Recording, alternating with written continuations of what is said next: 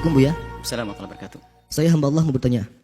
Saya merasa sangat sedih melihat berita di media tentang korban Semeru. Ada salah satu berita yang ramai, yaitu seorang anak bernama Rumini yang ditemukan meninggal dunia berpelukan dengan sang ibu yang sudah renta dan tak sanggup berjalan. Alih-alih menyelamatkan diri saat terjangan erupsi Semeru, Rumini memilih untuk mendekap sang ibu berjuang hadapi terjangan erupsi Semeru hingga meninggal keduanya. Yang ingin saya tanyakan Buya, apakah Rumini meninggal dalam keadaan syahid atau malah bunuh diri? Karena kan Rumini bisa menyelamatkan diri kalau dia mau. Mohon jawabannya Buya. Terima kasih. Semoga si Rumi ini adalah ahli la ilaha illallah. Wafat dalam keadaan mulia. Dia termasuk man mata tuna nafsi wa tuna ahlihi, mata syahidan. Dia menjaga ibundanya, jangan dikatakan dia membunuh diri. Sudahlah, orang sudah wafat, kita husnudzoni. Kita memang kayaknya sudah memang budaya hidup kita sudah jelek banget. Sama yang hidup prasangka buruk, sama yang meninggal juga prasangka buruk. Kita ini mau kemana? Kenapa hidup kita harus gaya-gaya semacam itu? Selagi masih bisa kita husnudzoni, kenapa kita ditebak husnudzon? Kenapa harus pakai kalimat bunuh diri dan seterusnya untuk Rumi ini? Apakah Anda mengikuti jalan ceritanya lalu sampai terlihat dia itu bunuh diri? Anda ini kok komentar kok gampang banget. Bisa jadi Rumi ini sudah mau menggendong ibunya dan tidak kuat dan sebagainya, ingin bawa keluar. Apakah itu tidak jihad? Apakah tidak mungkin? Mungkin juga semacam itu. Kenapa kok kita tidak tahu juga kok masih kadang-kadang. Kadang heran berita-berita begitu tuh aneh-aneh. Itu ngapain? Sudah tampak dia adalah seorang anak yang cinta kepada ibundanya, kemudian membela ibundanya, ingin menyelamatkan ibundanya. Kenapa anak begitu? Lalu dia nggak sempat meloloskan dirinya. Kalau seandainya dia bisa lari, menyelamatkan dirinya sendiri, meninggalkan ibundanya, mungkin jasanya selamat, tapi hatinya rusak sekitar itu. Mana cintanya pada ibundanya? Sakit batin, sakit hati. Dan dia ingin menyelamatkan ibundanya, mungkin mau ditapah, digandeng dan sebagainya, tapi belum bisa. Kemudian di luar sudah ada macam-macam, lalu bisa keluar lalu mati. Kenapa harus dikatakan bunuh diri? Hei ahli iman, yuk kita semuanya biasa komentar yang baik deh kepada siapapun, yang hidup atau yang mati. Kini ini sudah terbiasa dengan caci maki, olah-olahan, prasangka buruk. Mau apa hidup kita ini? Mau apa kita ini? Sedih kita sudah meninggal dunia, orang sudah meninggal dunia. Kok masih aja membicarakan? Nabi memerintahkan, kalau ada kebaikan sebutkan kebaikannya sudah. Kecuali ada tanda-tanda, seandainya ada orang kelihatan tanda-tanda bunuh diri beneran pun, apakah boleh kita ekspos sebagai bunuh diri, tidak bunuh diri? Kita tidak tahu di lahdzah akhir. Saat terakhirnya. Waktu dia mati seperti apa kita nggak? Sudah, jangan ikut campur. Memang ada orang mati bunuh diri, ada orang su'ul khotimah, itu antara dia dengan Allah. Bukan Anda yang tahu, bukan saya yang tahu.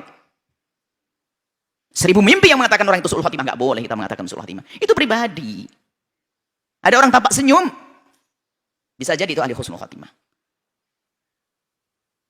Yang tampak merasakan kayak bukan berarti su'ul khotimah. Bisa saja sakaratul maut yang sakit dirasakan, yang dikatakan oleh baginda Nabi, sakaratul maut itu sakit, bisa saja itulah peleburan dosanya. Kenapa kita masih suudzon kepada orang? Nggak perlu sudah. Jika kita melihat jasadnya seorang, asalkan dia ahli iman, ahli la ilaha illallah, kita husnudzoni selesai. Kalau dia bukan orang beriman, urusan agama mereka. Sudahlah, jangan banyak ngomong deh. Kita ngurusi saudara kita ahli iman. Yang tidak beriman, dia punya kaidah-kaidah dalam memahami orang meninggal dunia. Biarkan selesai. Menolong iya. Biarpun orang Nasrani sakit orang ini, kita tolong. Semeru orang Nasrani ya, kita tolong. Gak ada masalah, Islam kan seperti itu.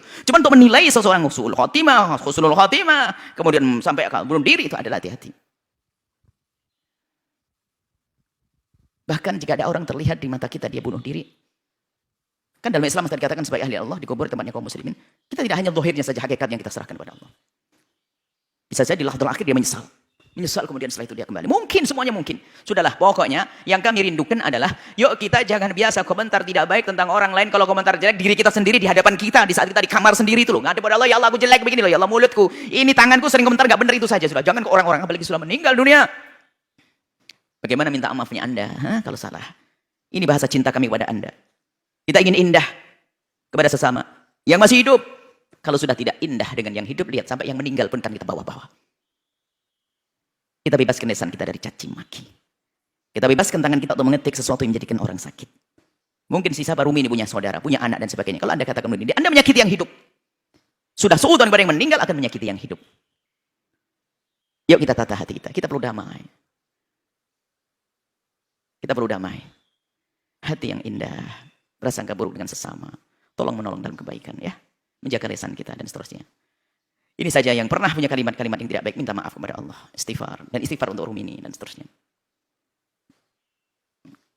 Jangan dilanjutkan. Jangan biasa dengan begitu. Kemudian kepada media-media yang biasa dengan gaya viral-viral. Anda punya hitungan di hadapan Allah ya hamba Allah.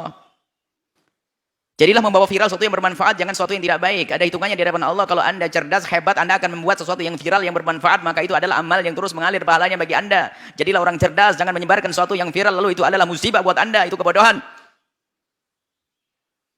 Nuhibbukum fillah. Ini bahasa cinta kami untuk Anda semuanya. Wallahu a'lam.